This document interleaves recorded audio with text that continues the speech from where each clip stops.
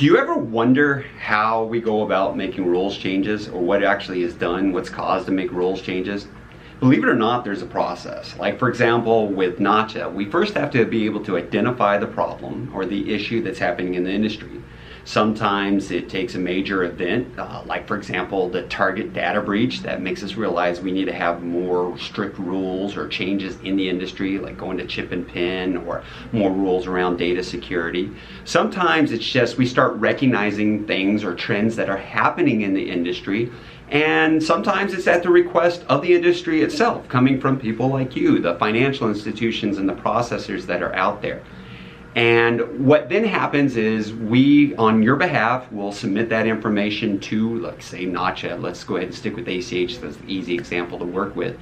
And then what will happen is, if enough people believe that, okay, this is something that needs to take place, then we have like a request for information. And the request for information is something that NACHA will send out. And it is really asking the industry, do you see this as an issue? Is there any way that we could be able to address this issue or this concern to be able to make electronic processing better for you? That can then turn into a request for comment, which can then turn into something that's submitted as a possible rules change, which then could become something that we vote on and a rules change takes place. There's a whole process to it, that's for sure. Now, what I'm asking though is, what are the rules that are happening in the industry that are either affecting you that you don't like, or what are the rules changes you'd like to see?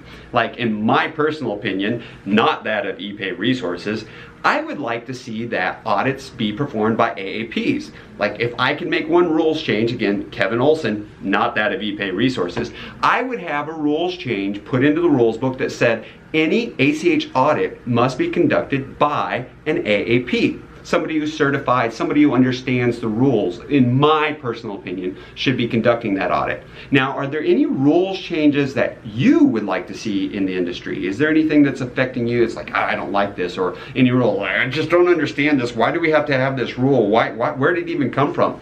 I would be glad to know what those issues are. I'd even be glad to explain to you why we have some of these rules or where it came from, because I do talk to some of the people in the industry that have that knowledge of why we actually put it in there, where it came from. So if you would take a couple of seconds, and down below in those comments, if you would put, hey, this is the new rules change I want to have, or why do we have this rule, where did it come from, I'll reply with answers for you. Thank you for your time, always appreciated. Let me see your comments below.